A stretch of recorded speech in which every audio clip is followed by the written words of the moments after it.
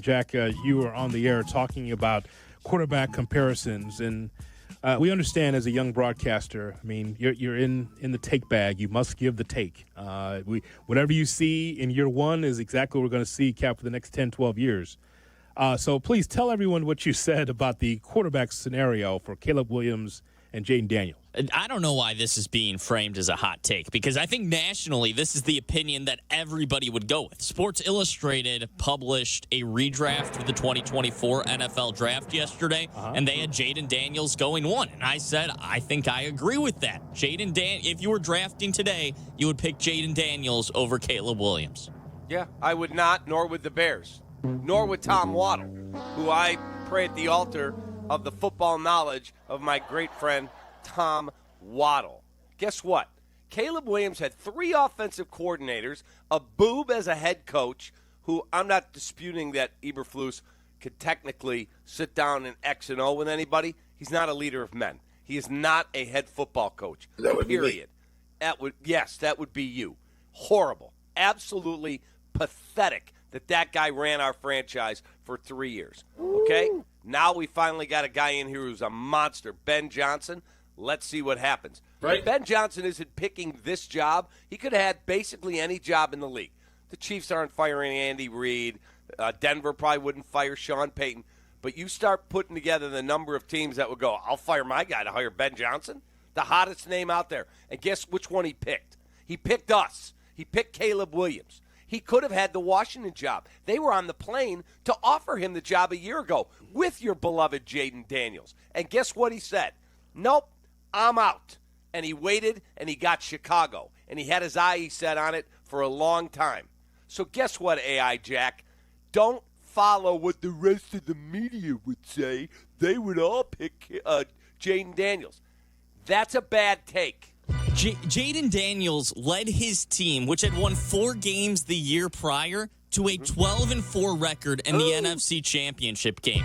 We've seen it. The proof is in the pudding already with Jayden Daniels. We know he can lead a team to a Super Bowl because as a rookie with a team whose roster wasn't close to complete, he led them all the way to the NFC Championship game. Really? Because Caleb Williams was the guy who took his team down the field in the final seconds in Jaden's building, by the way, and led them to what should have been the game-winning touchdown, except we had a guy having a party in the corner of the end zone with the fan base, and then he ends up giving up a Hail Mary. Guess what? How many yards did Jayden Daniels throw for versus Caleb Williams? This season, didn't he throw for more? 27 yards more. And he ran for 500 more. And he threw more interceptions. Yeah. And he won Rookie of the Year and was 7th in MVP voting because he led his team to wins. I'm not denigrating him. I'm just telling you that if you're ready to jump off the bandwagon, then go get a job at WTOP in Washington. Caleb Williams could still be better, but we have seen it already with Jayden Daniels. He had a better season last season. He had MVP votes last season. Well, he had more stability where he is. If I may, gentlemen, when we take a look at the numbers, Cap, it is true. Like Jack is correct. You take a look at those numbers. To me, Jayden Daniels, as we well know, looking at the numbers and look at the infrastructure under Dan Quinn, had a better season than Caleb Williams. There's no question. So the numbers are what they are. But on your side, when you talk about the circumstances, imagine Jayden Daniels in a Bears uniform running for his life. He was running anyway with Washington, but imagine being able to be sacked behind the line of scrimmage or not being able to get the ball down the field, whatever it is. So Caleb Williams had a lot more to deal with this Bears team and the issues with coaching and all these different offensive coordinators. And Jayden Daniels had a really charmed season.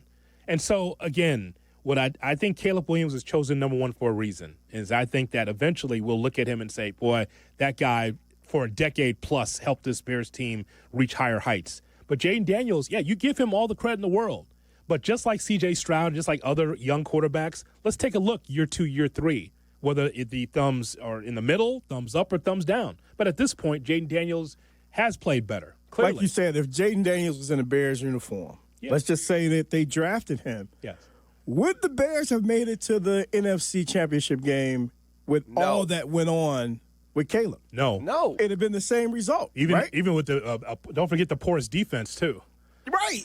So it's all of it. If you put Caleb in Washington, do you think they make it to the NFC Championship game, though? I don't know that I believe that because Absolute chance. Jaden Daniels went in more seasoned because he had played more seasons at the college level, and he was quicker in the pocket. He was able to get the ball out quicker. I don't know that Caleb was able to make those reads as well as Daniels did last year. But when you're running for your life. Thank you. It's kind of Jay tough. Moore. And again, I'm not saying that Caleb doesn't deserve culpability for some of his sacks. No question. Absolutely. He had incompetence around him in the coaching staff. It was horrible there. Horrible. Mm-hmm. Dan Quinn by light years is ahead of Matt Eberflus. Yes. By light years. And Yes. it's so funny because it's like, well, Kingsbury versus whatever the OCs were for the Bears last year. Okay, I'll take Cliff Kingsbury. I know he's a vagabond, moves around college and pro a lot, but he knows his offense, Cap. Hell, he could have been a head coach here at one point in his career. So he definitely knows offense. And I just think that's the right match for Washington right now. But that doesn't make me think that Caleb Williams is way less than. Caleb's got some ways to go, there's no question. But the idea that he's way down the list because Jayden Daniels had one successful season, I don't think that's fair. A lot of people don't but take when into – I'm sorry, Cap. Go ahead.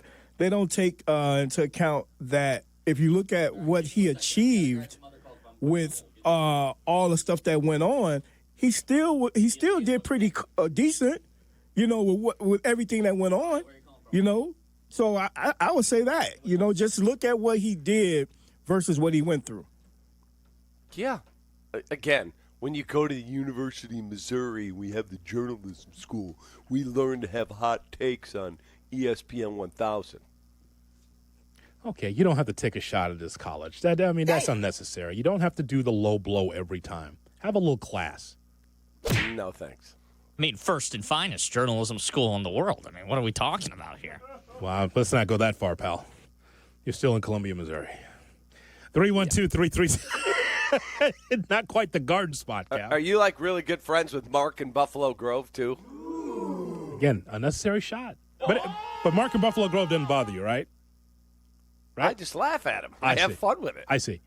312-332-ESPN, 332-3776 is our phone number. Yeah, this is the ongoing debate or hue and cry from Unsportsmanlike from Chris Cansey about Jayden Daniels being way up here, and Caleb Williams is way down there. Like, that's not – again, we're talking about two young quarterbacks, and I just think that after 3 years, especially with first-round picks, Cap, I think that's where you could get the keen evaluation on whether or not a player is going to be good or not. I think that's how you look at it. This whole thing where Caleb Williams, he's got to play better, but he's got an infrastructure now that it's on him and it's on Ben Johnson to get this right. No excuses. Yeah, no excuses year. That's it. You've got all you needed. You've fixed your offensive line. You got to get blessed with great health. No question about it. But you've got Joe Tooney, and you've got Drew Dahlman, and you've got Jonah Jackson, and you've got Darnell Wright. And then let's see what they do at left tackle. And guess what? They got a lot of talent there. You see that, Jack? I took care of both of you. I took care of Cap, and I took care of you. Again, your point is well taken about Jayden Daniels, but at the same time, Caleb Williams is not in the mud, and he's got work to do. Absolutely. You asked the question, how would Caleb Williams fare with Washington? Caleb Williams still had an issue with his clock in his head, but I'll tell you one thing, Caleb Williams would have been in the playoffs. Now, how far, I don't know, because he's a rookie too, but he had ability. There was some throws we had never seen before in the Bears uniform, and it shows you there's glimpses there. Him running the football, him being able to connect to his offense, working with Cliff Kingsbury, I think that he would have been better, obviously, than he was under the Eberflus regime. So, yeah, that whole regime, man. Jeez. We talked about it a little bit yesterday, too. It's kind of like almost RG3, how he came out with Washington and was so good right away, and everybody started to think he was the guy. But Andrew Luck the entire time as the number one pick had more potential and blossomed a little bit later than RG3 did. He was still good his rookie year, but he wasn't RG3 his rookie year. It could be similar to that, and then Caleb takes over. We'll see. How about RG3 now? How's he doing now? Exactly. Okay. Right, but see, if AI Jack was running the Colts, he would have redrafted and taken RG3, and then we would have had Andrew Luck playing for Washington.